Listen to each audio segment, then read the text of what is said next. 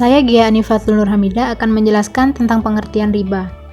Dari sekian banyak pengertian riba, kita dapat menyimpulkan bahwasanya riba adalah harta yang tumbuh, naik, dan bertambah yang diambil dari harta pokok sebagai syarat atas penundaan waktu pembayaran hutang. Nah, lantas apa sih hukum riba? Hukum riba adalah haram, seperti yang diterangkan dalam Al-Quran di dalam surat Al-Baqarah ayat 279 yang berbunyi, "Hai orang-orang yang beriman, bertakwalah kepada Allah dan tinggalkan sisa riba yang belum dipungut jika kamu orang-orang yang beriman. Maka jika kamu tidak mengerjakan atau meninggalkan riba, maka ketahuilah bahwa Allah dan Rasul-Nya akan memerangimu. Dan jika kamu bertaubat dari pengambilan riba, maka bagimu pokok hartamu, kamu tidak menganiaya dan tidak pula dianiaya." Nah, jadi ayat ini diturunkan ketika perang Uhud berlangsung. Pada saat kaum kafir membiayai perang kaum muslimin dengan meminta imbalan atau tambahan di akhir atau batas tempo pembayaran. Lalu ayat ini turun agar mengingatkan kaum muslimin agar tidak mengikuti cara berniaga mereka. Nah, kemudian riba menurut perspektif agama lain. Yang pertama, konsep bunga di kalangan agama Yahudi. Pelarangan riba tertulis secara jelas yang terdapat di dalam Old Testament atau Perjanjian Lama maupun Undang-Undang Talmud. Kemudian di dalam kitab Exodus pasal 22 ayat 25.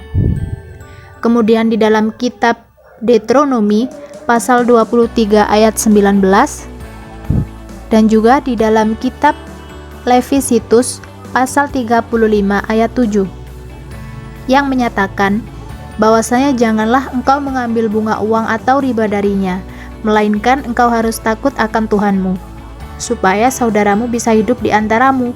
Janganlah engkau memberi uangmu kepadanya dengan meminta bunga.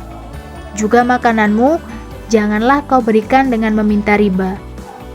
Dengan demikian, mereka menganggap bahwasanya pengambilan bunga secara tetap merupakan sesuatu yang tidak adil.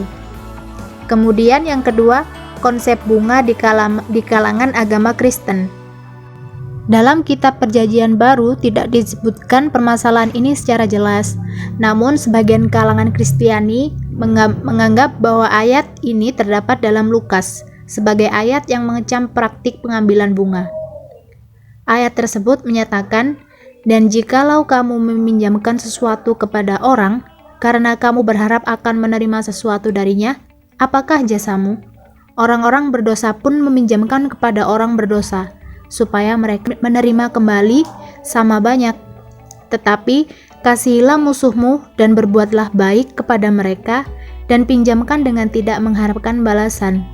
Maka upahmu akan besar, dan kamu akan menjadi anak-anak Tuhan yang Maha Tinggi, sebab Ia baik terhadap orang-orang yang tidak tahu berterima kasih, dan terhadap orang-orang jahat." Halo, saya Atia akan menjelaskan tentang macam-macam jenis riba dan juga contoh dalam penerapan keuangan kontemporer. Riba fadl adalah riba yang berasal dari jual beli benda ribawi dengan benda lain yang sejenis disertai dengan adanya tambahan pada salah satu benda jenis tersebut. Yang dimaksud dengan benda ribawi ada 7, yaitu emas, perak, bur, kurma, zabib, syair, dan juga garam. Yang kedua yaitu riba nasiah. Riba nasiah adalah riba yang timbul karena adanya hutang piutang yang tidak memenuhi kriteria al-ghammu bil-ghammi atau untung yang tidak muncul bersama resiko atau tanpa adanya hasil usaha dan juga modal. Dalam perbankan konvensional, riba nasiah dapat kita temui dalam pembiayaan bunga kredit, bunga deposito, bunga tabungan, dan lain sebagainya. Hal ini dikarenakan bank sebagai kreditur yang memberikan pinjaman mensyaratkan bunga tetap di awal transaksi. Padahal nasabah belum tentu mendapatkan keuntungan atau bisa jadi tidak menghasilkan apapun atau bahkan mengalami kerugian. Maka ini adalah sebuah kezaliman. Kemudian yang ketiga, adalah riba jahiliyah. Riba jahiliyah adalah riba yang berasal dari hutang yang dibayar lebih dari pokoknya karena si peminjam tidak mampu membayar hutangnya pada waktu yang telah ditetapkan. Lalu, bagaimana agar kita bisa menghilangkan faktor-faktor riba tersebut? Baiklah, yang pertama, pada riba fadl. Yang menjadi faktor penyebab riba fadl adalah gharar atau uncertain to bad parties. Yang dimana cara menghilangkan faktor tersebut yaitu kedua belah pihak yang jual beli harus memastikan 4 faktor, yaitu yang pertama kuantitas, kualitas, harga, dan juga waktu penyerahan. Jadi 4 faktor ini harus sama rata, tidak boleh ada yang lebih dan juga tidak boleh ada yang kurang. Kemudian pada riba nasi'ah yang menjadi faktor penyebab adalah al-ghammu bil ghammi atau pendapatan tanpa adanya risiko dan juga tanpa biaya. Sehingga cara menghilangkan faktornya adalah kedua belah pihak yang membuat kontrak harus merinci hak dan juga kewajiban masing-masing agar menjamin tidak adanya pihak manapun yang mendapatkan keuntungan tanpa risiko atau menikmati pendapatan tanpa adanya usaha dan juga menanggung biaya. Kemudian yang ketiga yaitu riba jahiliyah. Yang menjadi faktor penyebab adanya riba jahiliyah yaitu kullu qardin jarak manfaatan fahuwa riba. Atau setiap pinjaman yang mengambil manfaat adalah riba. Jadi untuk cara menghilangkan faktornya yaitu jangan sekali-kali mengambil manfaat apapun dari suatu akad atau transaksi kebaikan atau yang biasa kita sebut dengan tabaruk. Jika kita ingin mengambil manfaat atau hasil dari pinjaman itu, maka kita harus menggunakan akad jual beli atau akad tijarah. Hai, saya Vondra. Saya di sini akan menjelaskan apakah riba itu bunga. Sebagaimana diketahui, semua ulama sepakat bahwa riba adalah sesuatu yang diharamkan dalam Islam. Hal ini dikarenakan makna riba sendiri adalah tambahan, ziyadah, tanpa imbalan yang terjadi karena penangguhan dalam pembayaran yang diperjanjikan sebelumnya. Mengenai bunga bank hingga saat ini masih menjadi perdebatan yang seru. Hal ini dikarenakan pendekatan mengenai pemahaman bunga bank berbeda antara satu dengan pendapat yang lain. Pergolakan pemikiran ini sebenarnya berkisar pada masalah apakah bunga bank itu bagian dari riba atau tidak.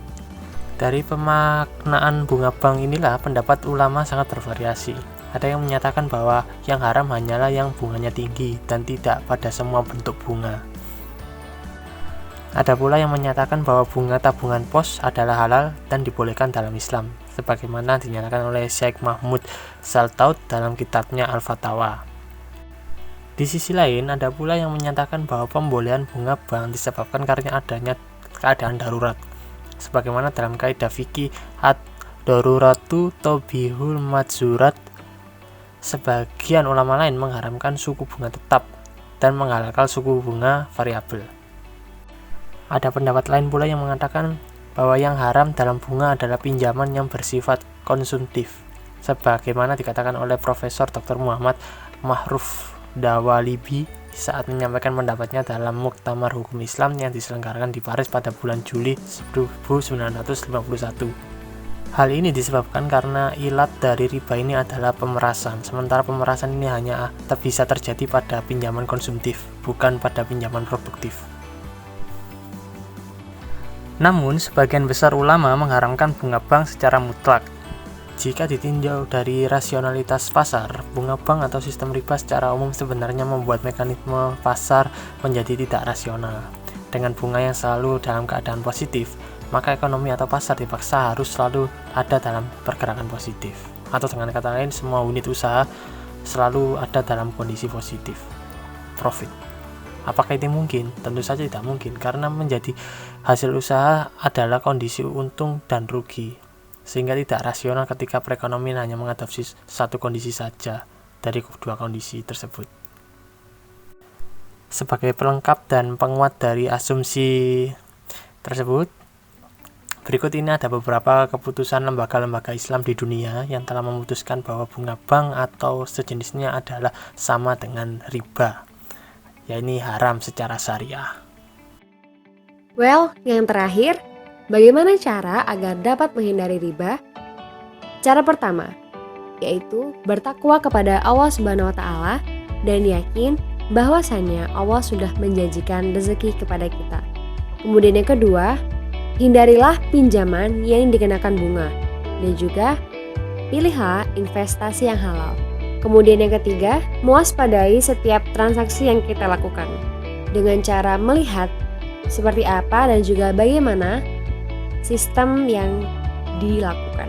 Kemudian yang keempat, yaitu dengan membaca atau mencari berbagai informasi tentang adanya riba, faktor-faktor yang menentukan, dan juga solusi untuk menyelesaikan masalah itu.